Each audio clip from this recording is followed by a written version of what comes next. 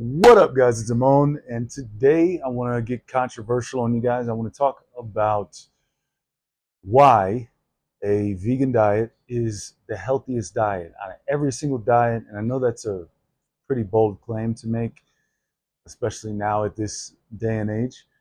But I'm just going to present some evidence to why it's the best diet. And if you disagree, I'm okay with that, But I think it's some pretty good evidence. And for you guys that know me, I don't get too scientific. I don't like post links to papers and articles. I can, if I mention one and you guys want me to link it, I'll always like link that for you in a comment or something like that.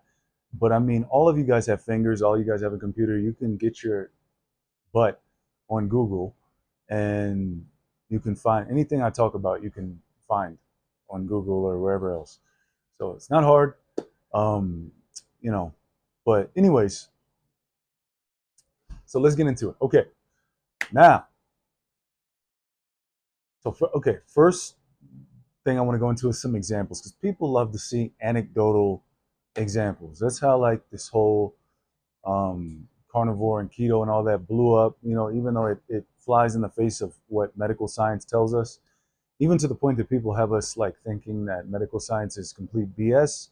A lot of people think that, and that they have no clue what they're talking about, which is ridiculous. That's not true at all. They're not perfect. They're always evolving, like all science, but they're closer to the truth than you are, right? Because um, they've been looking for the truth and doing studies and having the capacity and the ability to do that and have a lot of minds linked together for that purpose of figuring things out about nutrition and health and so on. So, they're definitely closer to the truth than we are if we just randomly decide, you know, something. So, with that being said, the first thing I want to present is a few really good examples. I'm coming off the top of my head, so bear with me. There's definitely going to be some people that I miss, but I want to name some people that are vegan and that have been for a long time, and that are in their 60s and up. Maybe some that are in their 50s. I might name some that are in their 50s, but probably will stick with 60s and up. That you can go and look at it because they're on social media. Of course, there are plenty of people that are not on social media, but but these are long term vegans. Whether they're raw vegan or not doesn't matter. The point is that they are completely 100% plant based, and they are very healthy, and they're in their 60s on up. So the first person I want to name is Dr. Fred Bishy, who I think is 96, and he's been vegan. I don't even know how long. A really long time. Okay, like longer than I've been alive. So a really long time. And he's 96 and he's healthy and he's fully functional and his brain works really well and he still has strength and vitality. He doesn't use a walker, nothing like that. Doesn't take medicines, none of that kind of stuff. The next person I want to name is Annette Larkins, who's in her 80s and just looks phenomenal.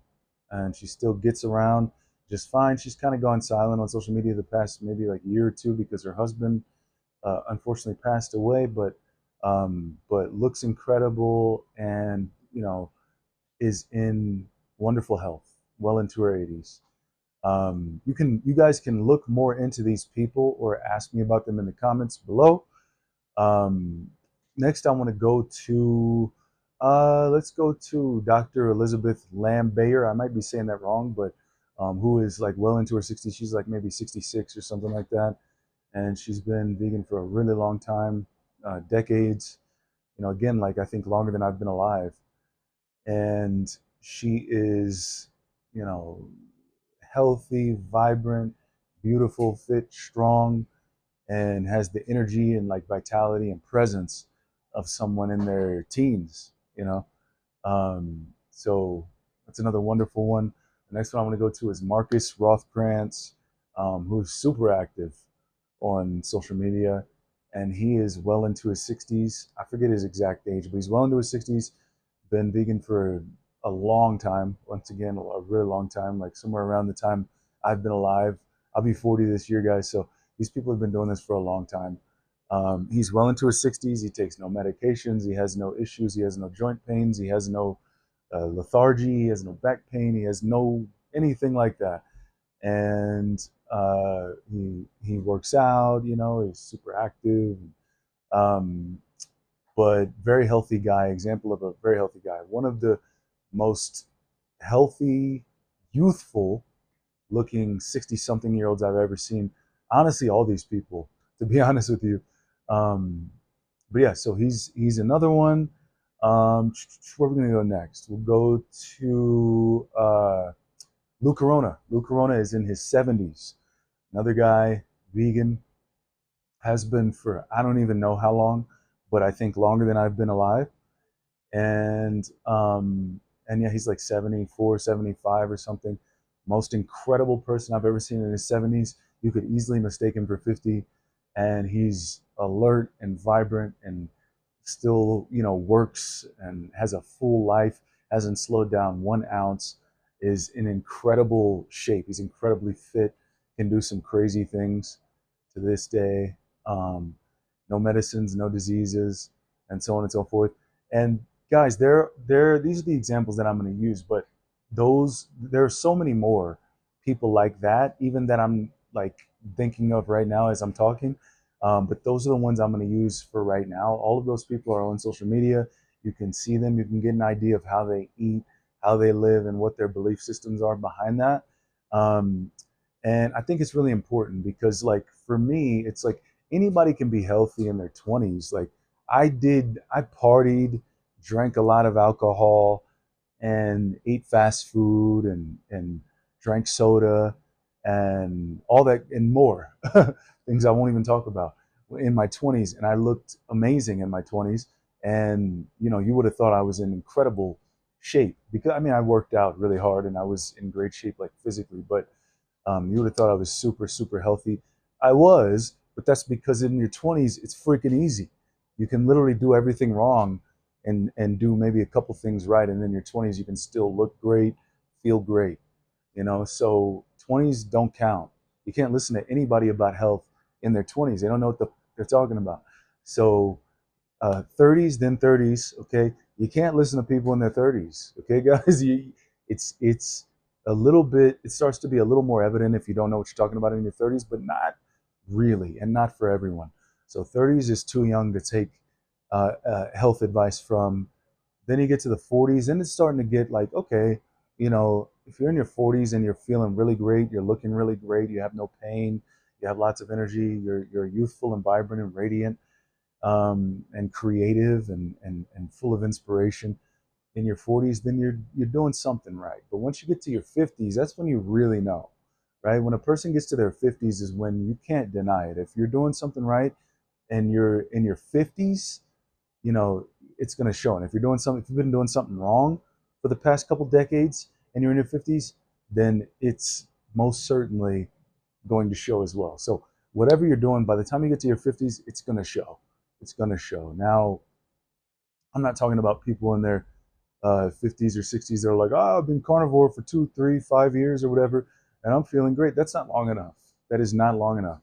Okay, so like the heart disease that can very likely come with that, as far as all of our science tells us, you know, it's not enough time for it to set in, right? It can set in for some people, and it does, and it has. Many, I don't even follow this stuff, and I see a lot of people, you know, strokes and heart attacks. It's not funny, you know, that's not cool. So it's a dangerous way to eat. But I don't want to get too into that and get off the topic. Um, yeah. So anyway, those are just a few examples, guys. Now I want to get into as far as the examples of people around the world, right? Cultures that have lived the longest. So you guys are familiar with the blue zones, I'm sure. Well, in the blue zones, people eat mostly plants. They don't eat, these aren't like blue zones where people are eating only plants, but they're eating vast majority plants, and they're certainly eating a huge variety of plants, fruits and vegetables, huge variety of them.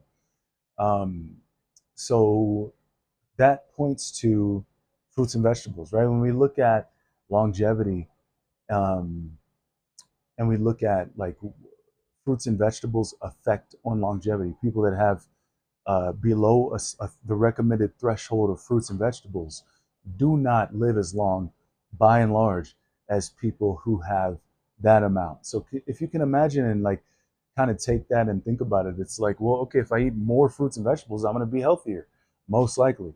And if I eat less fruits and vegetables, then I'm going to be less healthy, most likely. That's probably what's going to happen. And so, you know, it's not that hard to figure out, guys. Um, and in those blue zones, those are blue zones for you guys that don't know. That's places where a lot of people live to be over 100. Okay, so that's what that is. Now, the last thing I want to say is when it comes to um, morally. Now, I can't tell you what your morals are. You have your own morals. I have my own morals. Your morals are fine. You know what I mean? As long as they don't involve, taking other people's lives, taking other people's freedoms, and things like that.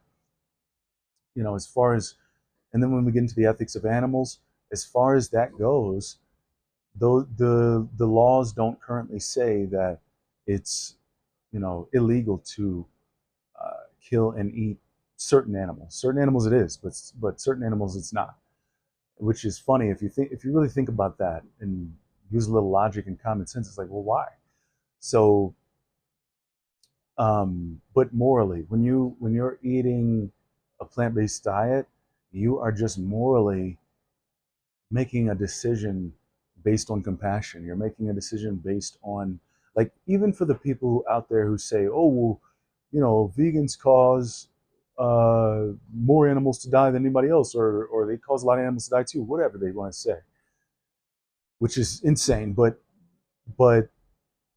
even if a person's going to say that, it's not about how many animals are are unintentionally dying. It's about how many animals you're intentionally not harming. That's what it's about. So if you're intentionally not harming not even one living being, and anytime you find out that you're participating in the harming of a living being, you do whatever it is possible for you, if it's possible, for you to not be involved in that. So morally, it just feels better. Now, for some people, they don't feel that way, and that's okay. That's perfectly fine. It's your prerogative. But um, but yeah, so those are the reasons why I think a vegan diet is the best, honestly. And I'm gonna make a video. My next video will be me just discussing some of the benefits that I notice being vegan versus eating meat. So hopefully you guys will enjoy that one. But anyway, that's it. I'm out. I'll see you guys in the next one. Let me know what you guys want to see uh, in videos. Give me ideas, and see you guys in the next one. Peace.